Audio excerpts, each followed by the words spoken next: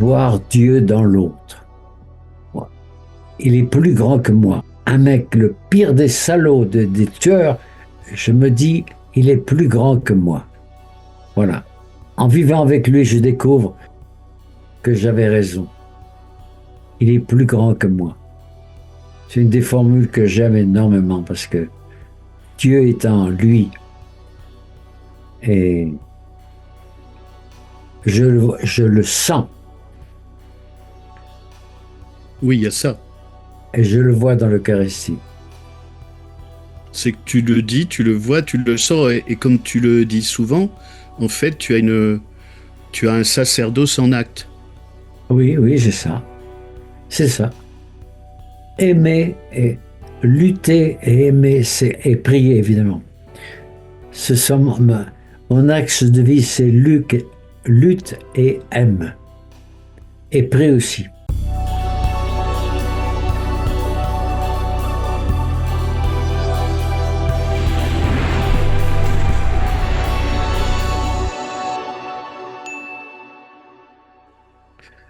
Bonjour à tous. On repart pour un voyage sur cette chaîne et vraiment, je suis ravi de recevoir Guy Gilbert. J'avais passé une soirée avec lui, avec des amis. J'avais 20 ans à Royan, à côté de l'endroit où il est né, à Rochefort-sur-Mer.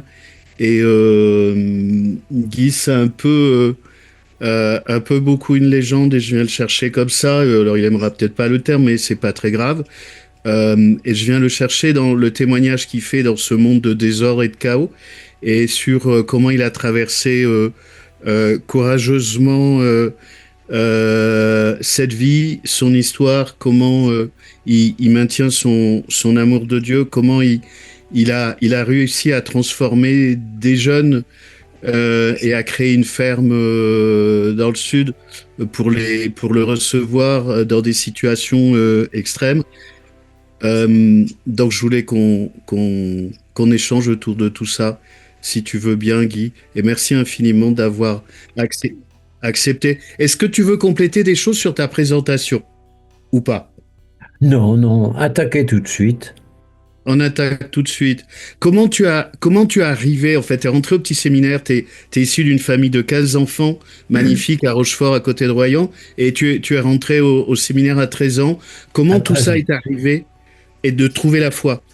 C'est venu, je pense, j'avais 8 ans. J'étais opéré de l'appendicite. Et une femme religieuse est rentrée dans, chez les petits hommes qui étaient là. Et elle a dit, prions pour que l'un d'entre vous soit prêtre.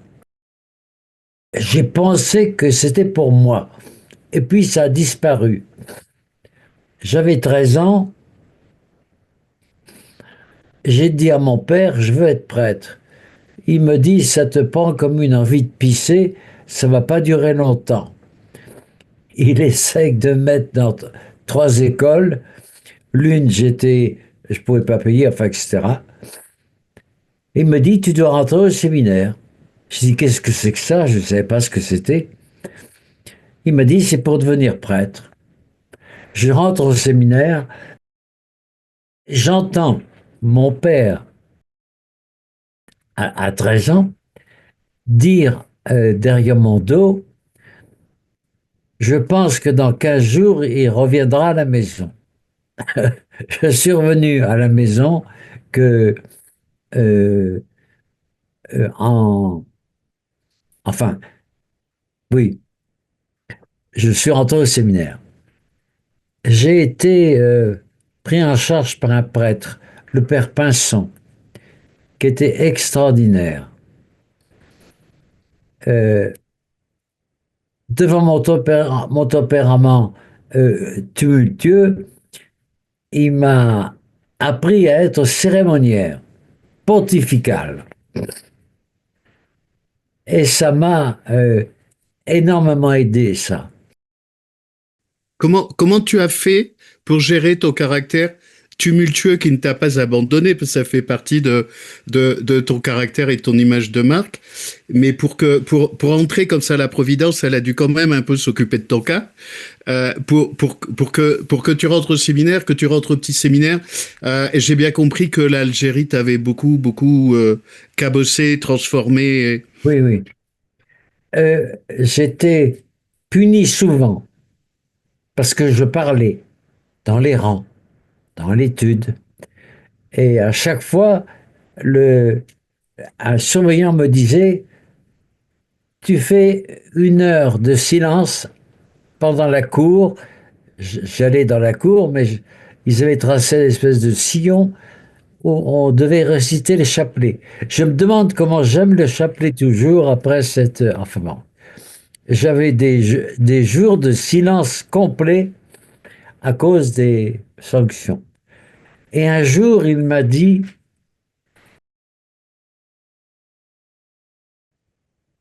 à Pâques prochain, c'est toi qui pars ou c'est moi qui pars.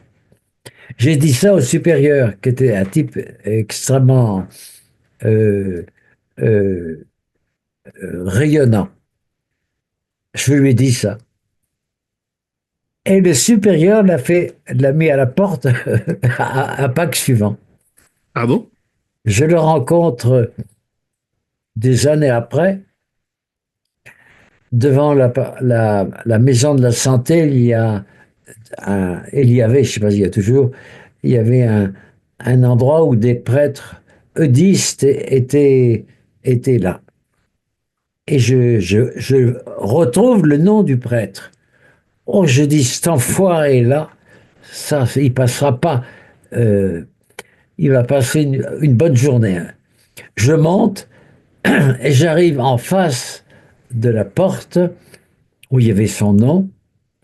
J'allais frapper et un jeune prêtre qui était là me dit, oh, vous allez voir le père un tel. J'ai dit oui, oui.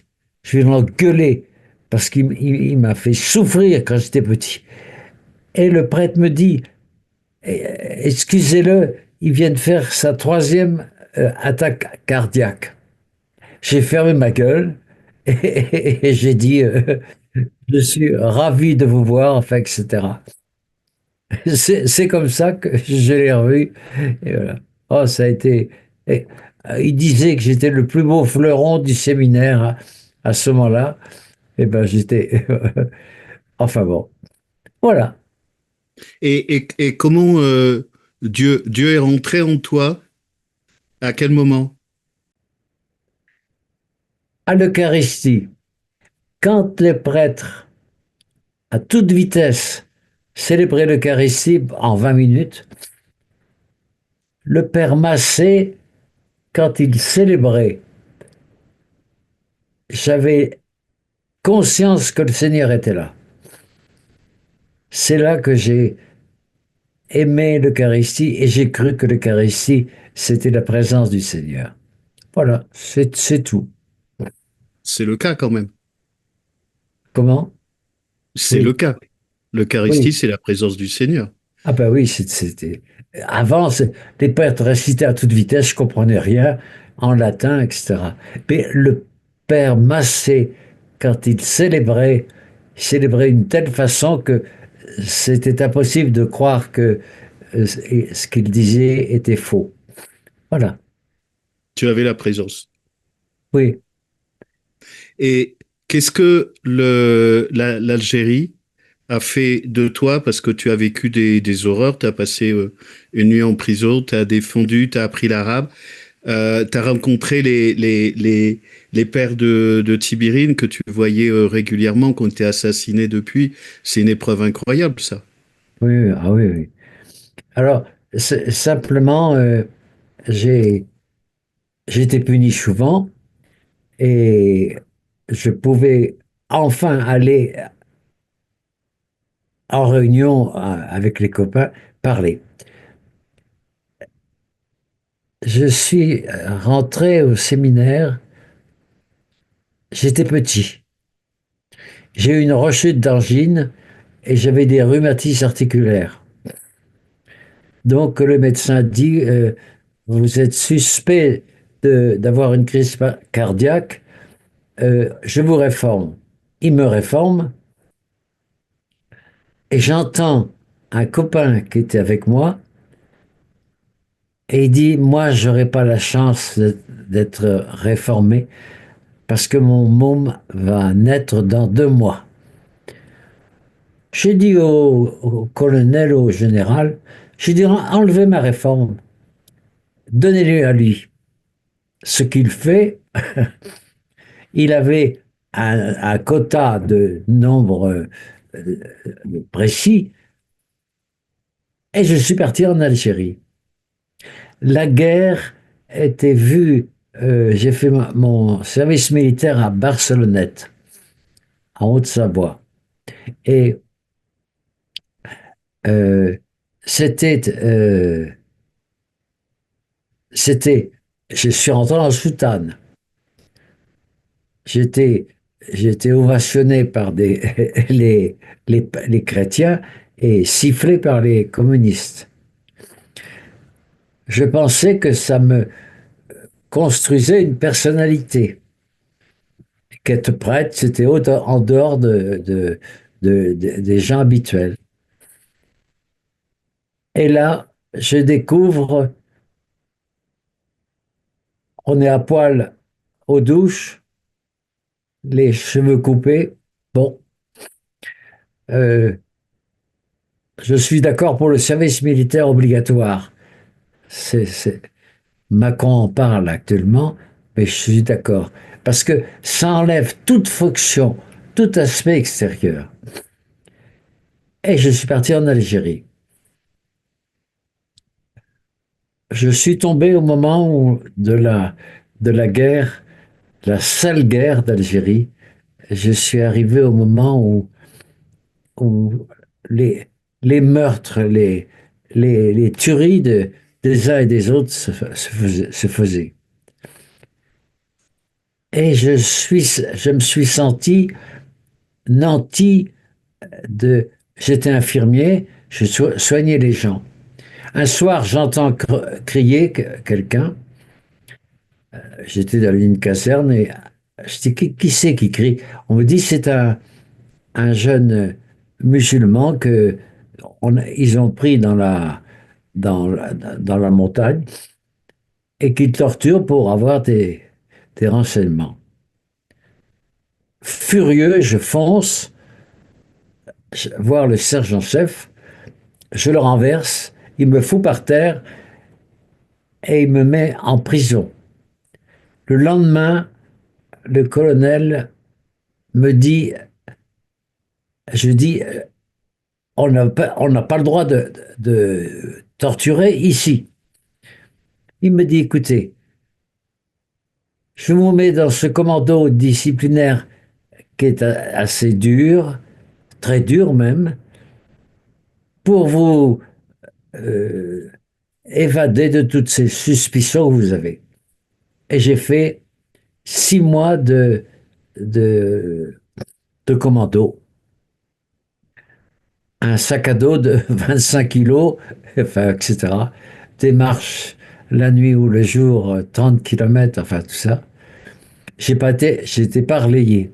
Et je me suis évanoui sur la frontière tunisienne, de fatigue. Et là, mon service militaire était fini. J'ai été hospitalisé et rapidement mis en forme. Mais je pense que pour moi, la grâce de ma vie, ça a été cette guerre. Parce que j'ai combattu plusieurs fois. Je regardais une vitrine, il y avait un arabe à côté de moi, et l'arabe est percuté par une balle. Il tombe, je le prends sur moi, la soutane pleine de sang. Euh, il me dit, ils vont m'achever. Euh, bon, je suis resté jusqu'à ce qu'il parte à l'hôpital. Et ça a été vraiment plusieurs événements encore. Les Européens mitraillaient les Arabes qui passaient dans l'avenue là où j'étais surveillant dans un collège. J'entends des coups de fusil et je vois un camion arriver qui freine juste là où j'étais et le type sort, enfin, essaie de sortir de la cabine, je le reçois dans les bras, il était mort, il était mort. Voilà. Des tas de choses comme ça, j'ai vécu en Algérie, en ne refusant absolument pas ce qu'on disait, présent à des moments importants où je voyais des horreurs se passer, et j'ai réussi à sublimer ma vocation. Alors là, je suis rentré au séminaire après, il y avait des séminaristes euh, qui faisaient des tracts contre le FLN, etc. Enfin bon. Et j'ai été prêtre en 65. J'avais 29 ans. Et j'avais demandé au cardinal de terminer mon apprentissage de prêtre en Algérie. Le cardinal a accepté. Mais j'ai j'ai vécu là avec les bombes qui explosaient, les tueries, etc. Voilà. Et j'ai voulu venir en Algérie. Le cardinal a accepté, cardinal de Paris, et j'ai été prêtre à La Rochelle le 3 juillet 65 et envoyé en Algérie. Jusqu'en J'ai- 70, c'est ça? oui, j'ai vécu avec des Arabes euh, très pauvres qui étaient passionnés d'être indépendants, évidemment. J'ai fait d'innombrables ateliers, etc., pour les aider à vivre. Et puis, il est arrivé un événement important. La presse algérienne, euh, après 6 ans de présence, m'avait cerné et avait fait des articles sur l'apostolat que je vivais, etc. Avec des filles, il y avait des garçons et des filles. Et évidemment, euh, j'ai été obligé de signer 12 exemplaires de l'État algérien comme quoi j'étais indigne de rester en Algérie.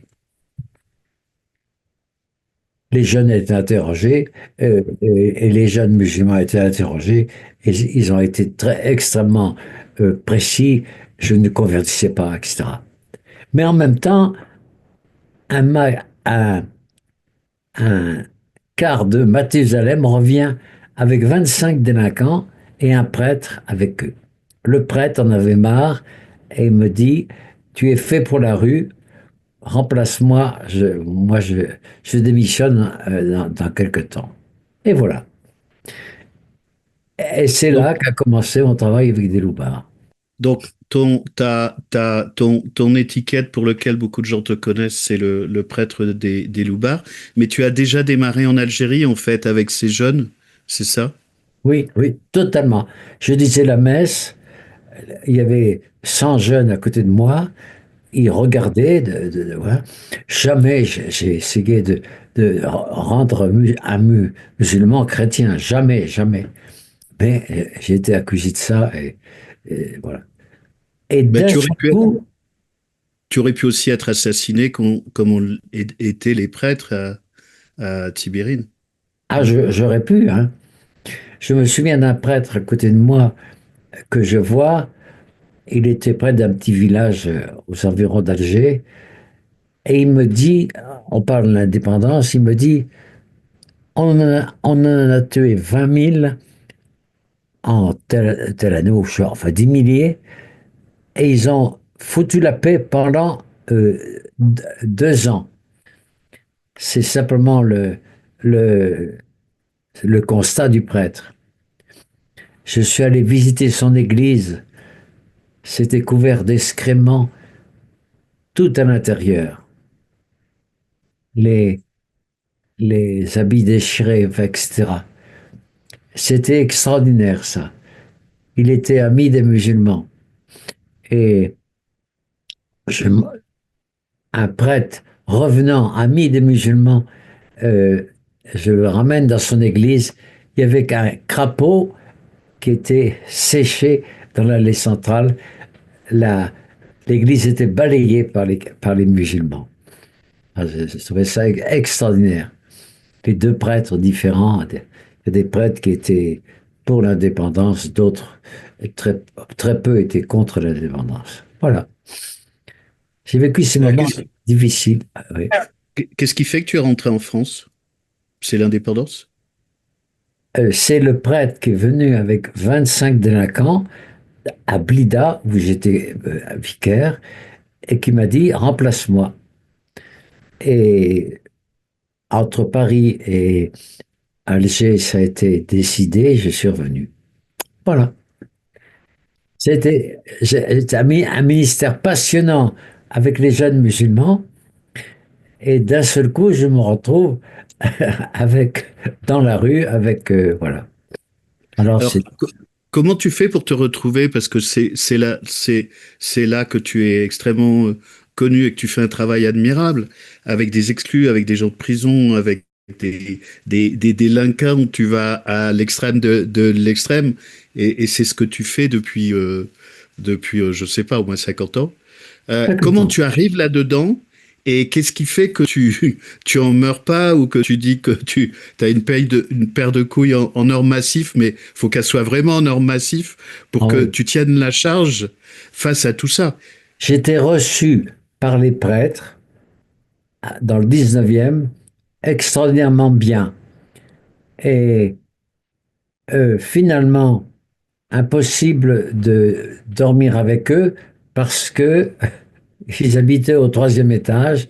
Les mecs venaient les uns après les autres, sonner au rez-de-chaussée au premier étage. Enfin, voilà. Et l'amitié de ces prêtres a été fondamentale pour moi. Voilà.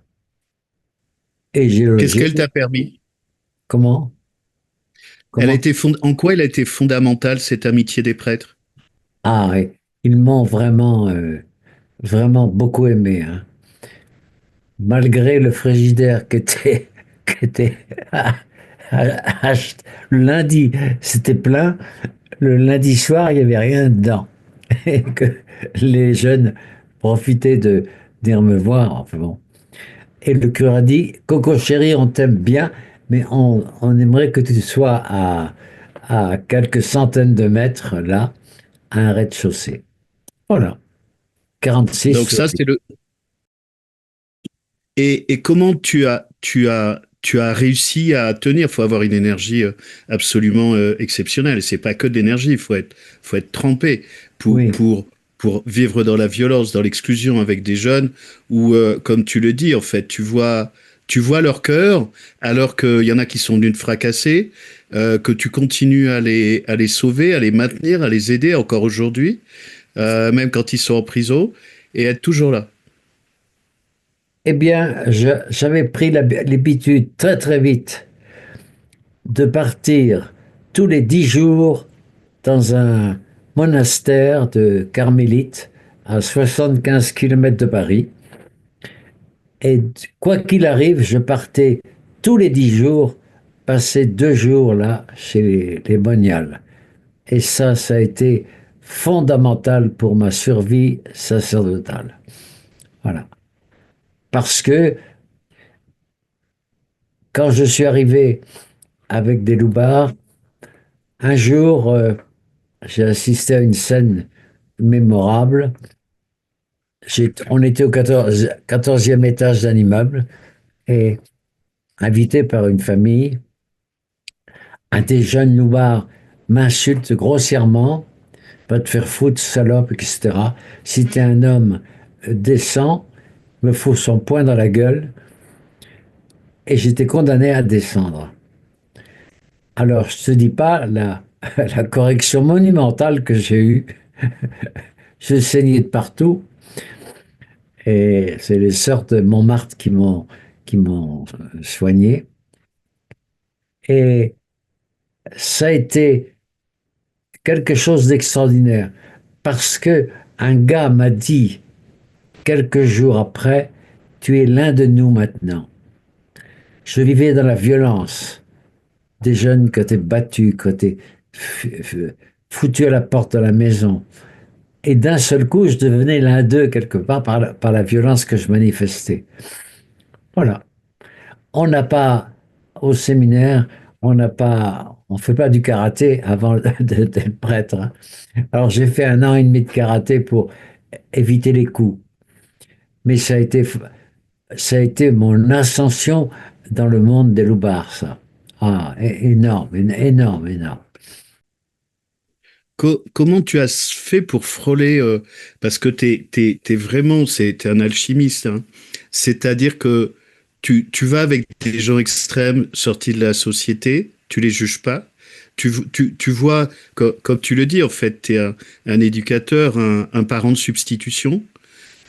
Tu acceptes des choses et il y a des choses que tu n'acceptes pas. Alors j'aime bien ta jolie expression de droite évangélique.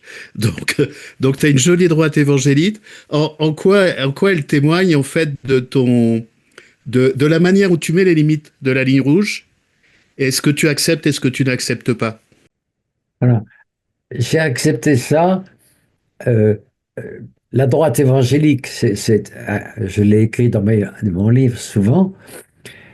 Euh, il arrivait que des jeunes à Faucon, dans la bergerie de Provence que j'ai créée il y a 50 ans, il arrive qu'ils soient insolents, euh, me, me poussent dans le dernier retranchement et je leur foutais mon poing dans la gueule et c'était terminé. Pendant 8 jours, les mecs se taisaient après ce moment-là. Alors, c'était rare. Mais chaque mec qui venait dans la ferme qu'ils ont bâti dans les gorges du Verdon, euh, chaque fois, euh, chaque fois, tout le monde se taisait pendant quelques jours. Voilà. Ah, c'était un moment important pour moi. Mais surtout, j'avais, euh,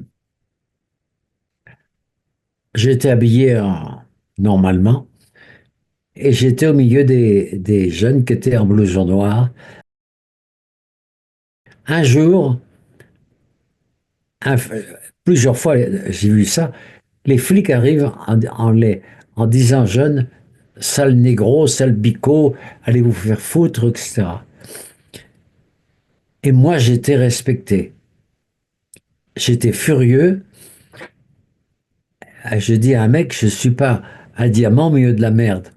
Il me dit, ça n'a pas d'importance. Tu prends mon blouson et tu verras demain. Le lendemain, je prends le blouson. Le flic me dit, et qu'est-ce qu'il fait ce vieux con ici au milieu de vous? Je dis, c'est à moi que tu parles? Il me dit, oui, à toi. Je dis, moi, je t'emmerde. Ah, tu m'as insulté, viens au commissariat. J'arrive au commissariat, le commissaire me reconnaît et lui dit, mais tu m'amènes des prêtres maintenant? Il dit, ça, un prêtre? Je dis, oui, mais respect mon père. Je lui dis, va te faire foutre mon fils. Et ça a été un événement considérable. Voilà, voilà, une apparence. Et j'ai gardé cette apparence absolument pendant des années. À la télévision, j'ai fait après de chez Louba et Bernard Pivot m'a invité. Et là, j'étais en blouson noir. Une partie des catholiques était sidérée contre, une autre partie pour. Et puis après, c'était. Voilà. On a pu te J'ai- voir dans beaucoup d'émissions. D'ailleurs, si je me souviens bien, un de tes derniers blousons, c'est Nicolas Sarkozy qui te l'a offert. C'est Oui, ça? c'est Nicolas Sarkozy. Oui. Il m'a amené au Vatican et enfin, il me téléphone un jour. J'étais ami de Nicolas Sarkozy quand il était maire maire de Neuilly.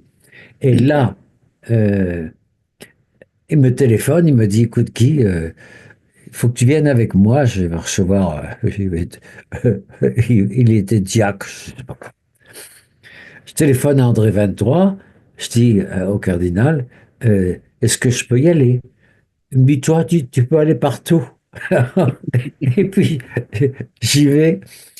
Et ça a été extraordinaire.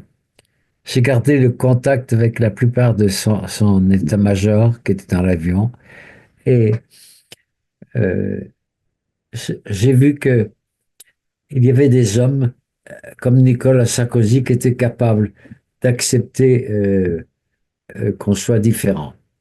Vraiment, vraiment. Voilà. En fait, c'est aussi ta marque et ta différence, quand tu as pu le dire, c'est aussi une manière, tu as pu expliquer que au début, les jeunes, ils te reconnaissaient pas dans ton habit traditionnel de prêtre et qu'en fait, t'as récupéré leur langage, c'est-à-dire à peu près 200 mots, un blouson de cuir pour en fait être reconnu, validé par eux pour faire tout ce que tu as fait. Exact. Ça a été, ça a été une extraordinaire changement pour eux. C'est dans mon histoire. J'y peux rien. La télévision était me prend, les gens étaient contre. Je me souviens d'une dame qui m'écrit Monsieur l'abbé. Elle barre Monsieur l'abbé, mais monsieur, impossible de vous donner le nom de prêtre. Quand j'ai vu votre tête hirsute, avec vos cheveux sales, longs et mal peignés, j'ai difficilement reconnu le si beau visage de Jésus-Christ qui lui avait des cheveux longs et propres. Je lui réponds par retour, chère madame, merci de votre lettre très amicale. Pourriez-vous d'urgence m'envoyer la marque de shampoing qu'utilise Jésus-Christ? Sans nombre. Ça a été. Voilà. Voilà. Mais t'as été beaucoup médiatisé. Comment tu as vécu ça? Parce qu'en même temps, ça t'a aidé, en même temps, ça te met à l'épreuve. Tu as participé à des messes pour des gens connus, pour des artistes, t'as fait des mariages, des enterrements, tu as marié même le prince Laurent de Belgique. En fait, t'es à la fois avec des gens connus qui brillent et des stars, en même temps, tu t'abandonnes pas ta parole et ta dignité et en même temps tu accompagnes des jeunes dans la misère, exclus et rejetés et tu restes comme tu es avec ton langage que des gens aiment ou déplorent, mais on s'en fout un peu, c'est-à-dire que de toute façon, c'est comme ça que tu es aligné. Voilà. Et j'ai marié le prince Laurent, le fils de Albert et de Paola. Et ça a été un événement extraordinaire parce que j'avais, j'avais marié 3 jours avant ou 8 jours avant un jeune qui voulait se marier. Il y avait 3 personnes allant au mariage. Et j'arrive dans la cathédrale et je vois des, des, des micros partout. Je dis, mais qu'est-ce que c'est que ça? Il y avait 1500 enfants royaux qui étaient là. Mais ça a très bien. J'ai eu le même verbe pour les trois. Le mec qui se mariait avec 3 personnes, le même verbe qu'avec pour les 1500, sans injure. Et ça a Ouais, passé. c'est ça, parce que moi j'aime bien ton côté un peu croquant et fleuri, parce que des fois j'ai le même qu'on peut me reprocher. Et en même temps, comme tu as dit, là tu as fait en sorte qu'il n'y ait pas d'injure pour le prince Laurent. Ah oui, mais il fallait voir les coupures de journaux. L'avant-veille, dans Le Monde, il y avait la, Guy Gilbert, le curé des Loubards, veut marier le fils d'un prince. C'était. Voilà. Et puis, ça s'est très bien passé. J'ai marié Jamel Debbouze, par exemple, aussi, euh, Ouais. qui m'appelle un jour. Il avait dit Jamel, il me dit qui a téléphoné, dit Jamel. Bon, je prends le téléphone et je téléphone à Jamel Debbouze. Et qui es-tu? Il me dit Jamel Debbouze. Il était en pleine ascension. Je veux que tu me maries. Eh ben, j'ai dit viens immédiatement. Il est venu dans des motos, voilà, empruntées. Stromae aussi, tu as marié. Sommeil, voilà. Comment toi tu vis ça de l'intérieur en fait? Tu passes sur des environnements différents, tu restes étanche tout en gardant ta parole et la parole du Christ. Comment tu traverses ça, ces différents environnements et en fait ta mission sur Terre? Très bien. Tu sais, j'étais reçu par la cour princière de Belgique euh, immédiatement, quand ça s'est terminé, je suis parti en retraite pour 3 jours parce que j'étais époustouflé de cette audience considérable que j'ai eue à ce moment-là. Voilà. C'était fuir les people, tout ça, rencontrer le Christ. Comment tu diffuses la parole du Christ dans tous ces environnements?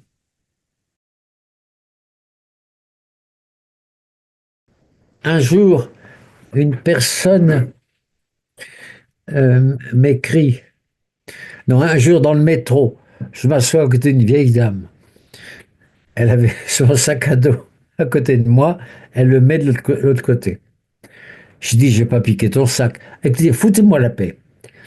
Et puis, elle sort un livre de son sac. C'était un prêtre chez Loubard. Je dis, ça vous intéresse? Qu'est-ce que ça peut vous foutre? Me dit la vieille. Je dis, oui, c'est moi qui l'ai écrit. Elle me regarde, elle me reconnaît. Tu vois. Voilà. C'est dire que l'apparence extérieure euh, est une chose. Et pour moi, j'ai gardé cette, cette, mon vieux blouson, je l'ai toujours. Je sors de temps en temps quand je. Oui. Mais c'est c'est- c'est l'extraordinaire changement euh, dans l'Église. Parce que jamais on n'avait vu quelqu'un comme ça. Mais j'ai eu le culot de le faire et ça a été bénéfique.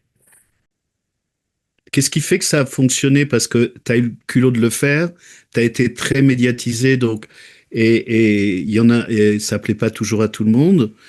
Tu bouscules l'Église et tu as des propos très personnels, et en même temps, tu préserves les fondamentaux de l'Église. Qu'est-ce qui fait que ça a quand même fonctionné? Écoute, je sais pas. Je te dirais que au début, j'étais inquiet sur l'Église. Et puis, d'année en année, j'ai eu des tas de gens qui ont salué mon approche au niveau des délinquants. Ah oui, oui. C'est les plus pauvres d'abord de l'Église, de la société que euh, j'étais envoyé par eux. Et ça, c'est resté une image extraordinaire. Voilà. Et tu te réfères beaucoup à l'Évangile pour ça. Ah bah oui, pleinement, pleinement, pleinement. Partir en retraite 3 jours de temps en temps, c'est la signification de... Voilà. Oui, c'était très... Puis à ce moment-là, il y avait 3000 prêtres qui s'étaient mariés, qui avaient quitté la soutane. Hein. Quand Mais moi, j'étais dans une autre civilisation algérienne, entouré de musulmans, et ça a été ces deux aspects de ma vie, entouré de musulmans, ne, n'ayant pas de prosélytisme vis-à-vis d'eux, et avec des délinquants qui se foutent de Dieu complètement, qui ne croient pas en Dieu ou autre. Voilà. Ça a été. Au-delà des apparences, comment tu as fait pour les transformer ou générer une transformation? Parce que c'est à la fois ta posture et ton intention. Même si tu te prenais des pains et de temps en temps tu en donnais, pour qu'ils te fassent confiance sur ta forme de rectitude ou de verticalité et ton amour évidemment. Un mec m'a dit un jour, il y a 50 ans, achète une ruine loin des villes, loin des villages, etc. Je trouve une ruine dans les Alpes de Haute-Provence. Les jeunes l'ont reconstruit. 250 jeunes sont venus. Moi, j'étais à Paris. Je descendais une fois par mois pour amener des jeunes. Et voilà. Et là, c'est là où je vis actuellement, dans ce que j'ai créé, extraordinairement, euh, parce que c'était une ruine épouvantable. Hein. Ouais, je l'ai vu, la ruine. C'est Et devenu ça, une c'est belle la maison. bergerie de Faucon. Je Euh, mettrai toutes les informations pour que les gens puissent faire des dons pour t'aider. Et ça, c'est le chalet que tu as à côté de, oui, de, de la oui, bergerie où tu es. oui, oui. Un mec m'avait demandé de construire un chalet. J'ai visionné le chalet comme ça. Et puis, euh, il m'a dit après, ben, écoute, tu ne me payes pas, avec les copains, on paiera. Et ça, c'est peut-être 300 000 euros. Il m'a coûté, c'était cher. Mais c'était essentiel pour moi parce que j'ai dormi à Faucon pendant des années et dans le bruit, les insultes, les trucs, etc. Voilà. Il me fallait une distance et c'est là où je vis actuellement. Il est Ici. très beau, ton chalet. Ah, c'est merveilleux pour moi. Voilà. C'est quoi le travail qui est fait? Donc, tu as une quinzaine de personnes, hein, je crois, qui t'aident en bas d'éducateurs. C'est quoi ce qui est fait avec les jeunes qui sont placés par le juge, hein, en général, c'est ça? La zoothérapie. Je suis venu avec euh, quelques chèvres et j'ai vu l'attrait extraordinaire que les bêtes leur portaient. Voilà. Et actuellement, il y a 120 bêtes de chameaux, etc. De chameaux. Et puis des bêtes, des lamas, des alpagas, des sangliers, enfin, il y a des Comment ils pans. s'appellent, les chameaux? Obama et Ben Laden. Je sais baptisé ça quand, voilà, Et combien de jeunes sont passés déjà ici? en des centaines, hein. C'est pas rare d'entendre un coup de téléphone d'un inconnu. C'est un ancien qui est. Un jour, je vais là-bas et je vois un homme qui regardait Faucon et je le prends par l'épaule. Je dis, qu'est-ce que tu regardes? Il pleurait. C'était un jeune qui était là il y a 50 ans et qui trouvait que c'était extraordinaire ce qu'il avait fait avec d'autres jeunes pour construire la baraque de leur rêve. Ah oui, c'est. Et je pense actuellement euh, faire quelque chose euh, pour les filles totalement différent, mais à quelques kilomètres, parce que j'ai pris des filles une année pendant 5 ans, et comme ils baisaient comme des castors, c'était très difficile de, de les empêcher. Alors, j'ai arrêté et on a pris, avec le directeur, un, on va acheter un terrain et pour les filles, c'est pareil. T'as pas prévu de faire un élevage de castors? Non, non, non, non plus. Non, ça c'est un peu. Effectivement, faut les mettre à part. C'est compliqué de gérer la sexualité pour ces gamins, non? Ah oui, oui, c'est très complexe. Et avec des délinquants qui baisent n'importe quand, non, non.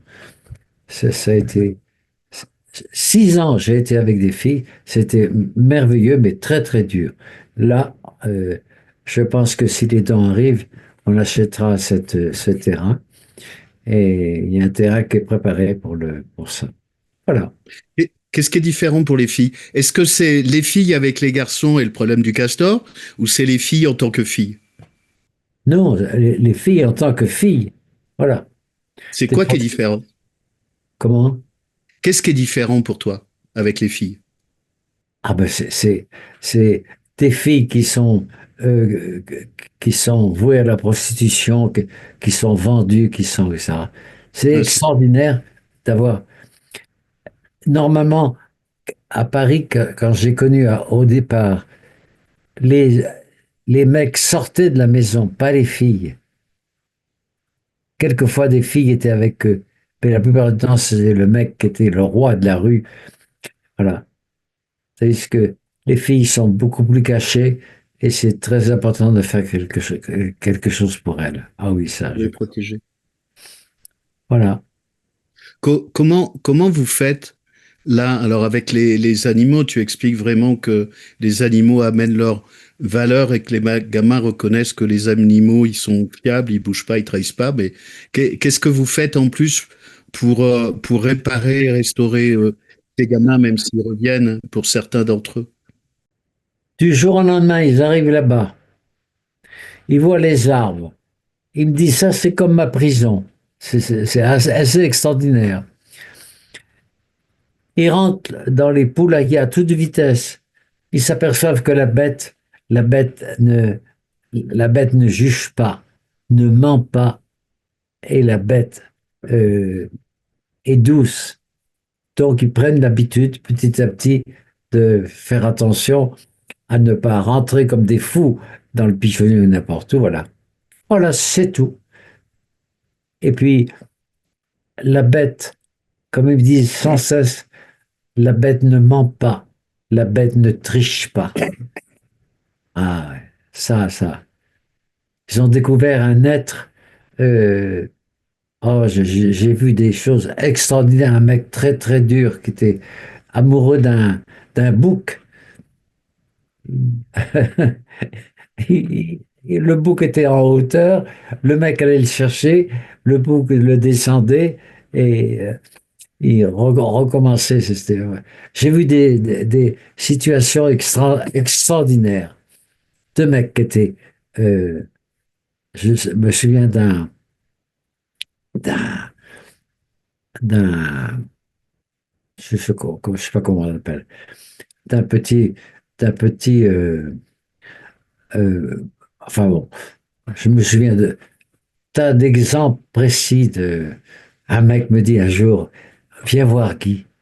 Il se couche par terre et je vois 5 minutes après une femelle de cheval se mettre la tête contre sa tête avec son petit à côté là. Oh là là, oh là là. C'est magique. Ah oui, ouais, il y a des attitudes magiques de la part des jeunes. Voilà. Ils restent en moyenne combien de temps quand ils viennent là? 1 an, 2 ans ou 3 ans, mais en général, c'est 3 ans. Ah oui, 3 ans. ah oui, oui. Ah oui. T'en as combien en permanence? 9, Waouh. voilà. C'est un travail dur, hein, très dur, mais passionnant. Et quand tu étais dans les quartiers, comment tu faisais? Parce que là, t'as une équipe, mais quand tu étais dans les quartiers pour en fait retrouver au-delà du blouson et ta transformation personnelle, pour avoir cette forme de respectabilité et de reconnaissance. C'est l'Évangile qui m'a appris à respecter toute personne, à voir dans chaque personne Dieu, je pense qu'il est présent, mais à travers toutes sortes de saloperies, évidemment, hein. Voilà. Mais détecter tout de suite le meilleur de quelqu'un. Dans le- Comment tu vois ça? Ah, il faut, Comment tu traverses les saloperies? Comment tu traverses les saloperies? Tu fais des choses que la majorité des gens ne savent pas faire. Tu traverses les saloperies et tu vois Dieu dans l'autre. ah oui, voir Dieu dans l'autre, quel qu'il soit, est une splendeur. Parce que tu travailles et tu regardes le bien qu'il fait. Ah oui, le bien qu'il a, sa détresse, ses handicaps. C'est passionnant, ça. Voilà. Alors que tu peux être trahi, volé, Ah ben oui. attaqué, Ah oui. mordu, et, et tu as subi tout ça, dévalisé comme, je crois, 19 fois dans ton bureau, et Oui, oui. malgré tout, tu ne bronches pas. Non, non, non, non. Je suis resté là. Enfin, je ne suis plus là maintenant, hein. Je suis à la bergerie de Faucon. Ah, mais ça, c'est. Mais qu'est-ce qui fait que tu tenais?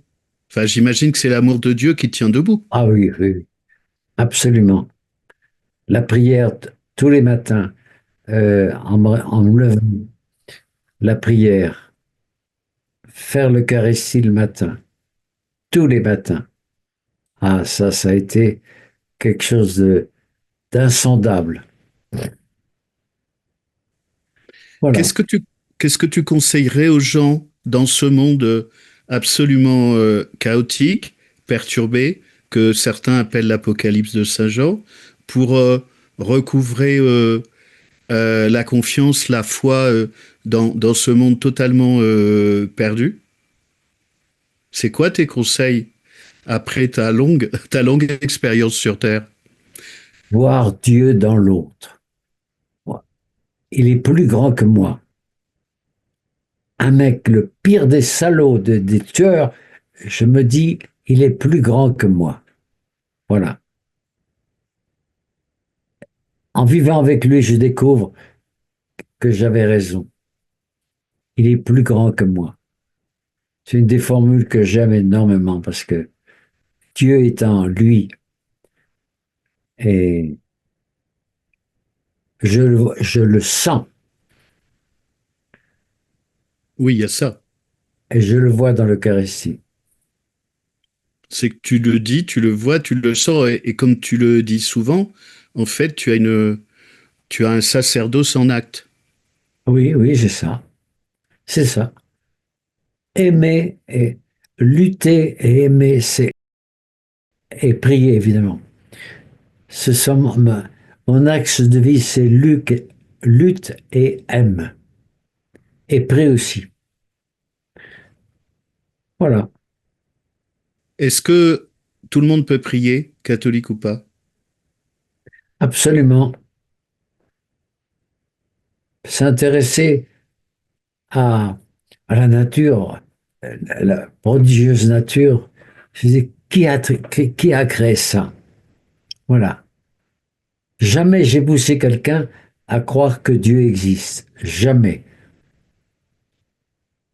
Je pense qu'il doit émaner de nous absolument. Absolument. Qu'est-ce que dirais à quelqu'un qui doute ou qui sait pas ou qui est pas sûr d'être sûr de la présence ou d'existence de Dieu? Ça m'arrive la plupart du temps. Oh là là. Je vois pas mal de divorcés que je rencontre. Essayer de capter la lumière qui est en eux. Essayer. Et lui en parler.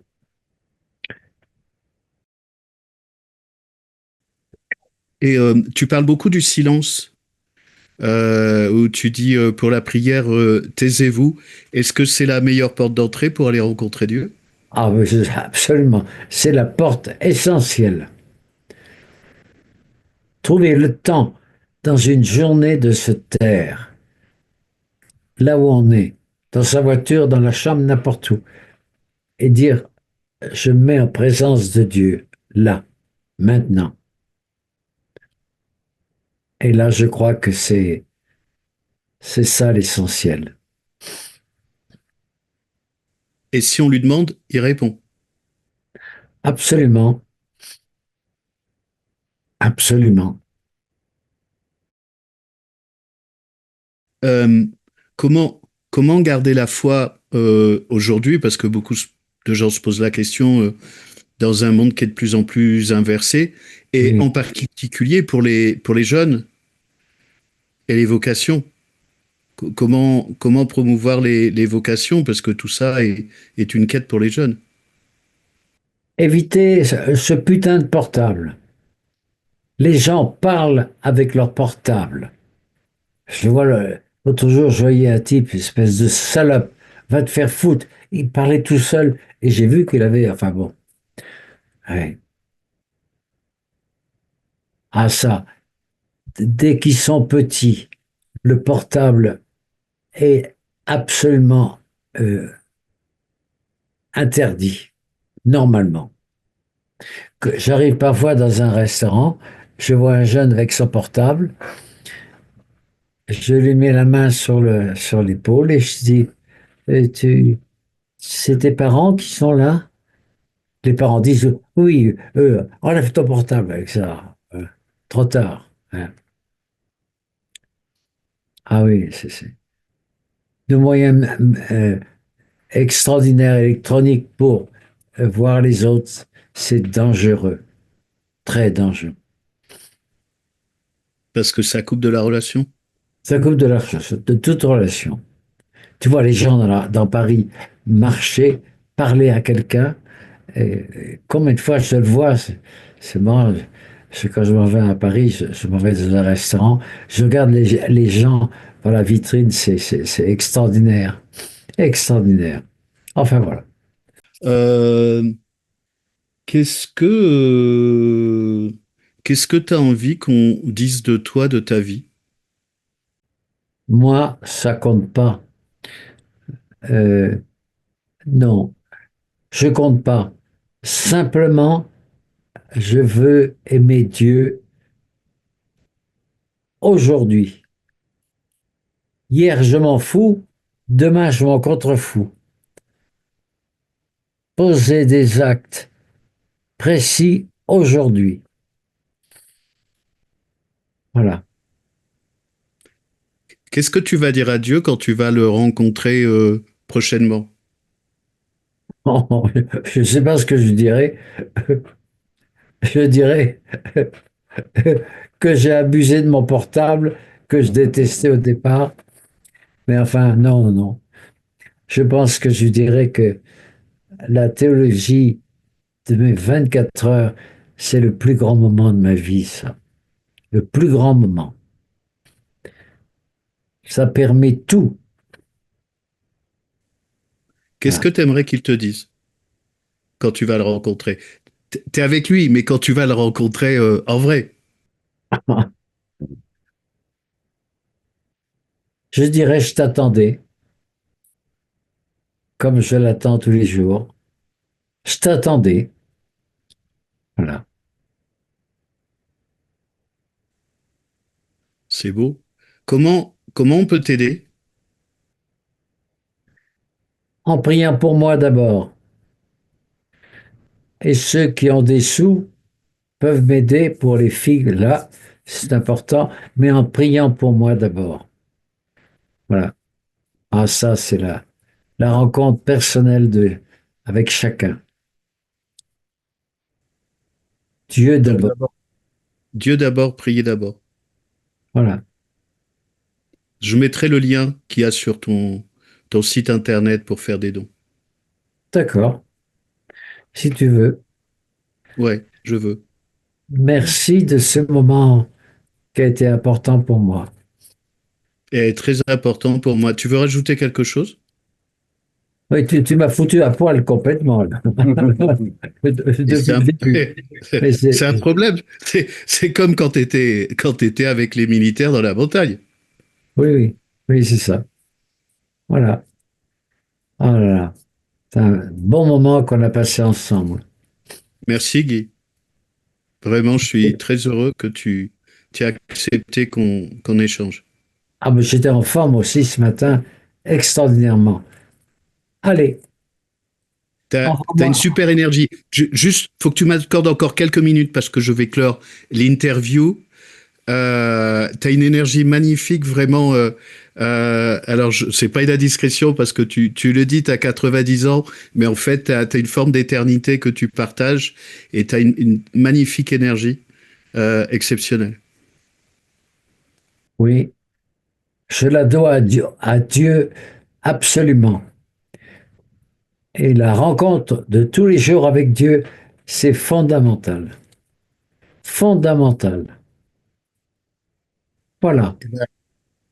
On priera pour toi, mais alors je veux bien quand tu passes l'autre côté que tu puisses prier pour moi, parce que moi je vais être encore là pour bosser et j'aide plein de gens. Je passe ma vie à aider des gens. Ok, je prierai pour toi, c'est promis. Merci Guy. Allez, bonsoir. Euh, merci pour à Guy, vraiment, t'es exceptionnel, Guy. Je suis ravi qu'on ait pu prendre ce moment. Ravi que tu as accepté qu'on prenne cette heure ensemble. Et profite bien de tes prières. Je compte sur les tiennes pour moi. Et continue le travail de l'autre côté pour tous les gens qui en ont besoin. La France est en grande difficulté, c'est la fille aînée de l'Église et il faut la garder debout. Merci à tous, protégez-vous surtout, protégez les enfants. Et merci de... Je vais mettre les liens pour aider Guy. Si vous voulez bien prier pour lui et si vous voulez bien faire des dons pour lui et pour toute son œuvre. Merci beaucoup. Bonne fin de journée. Merci, merci beaucoup. C'est moi qui te remercie.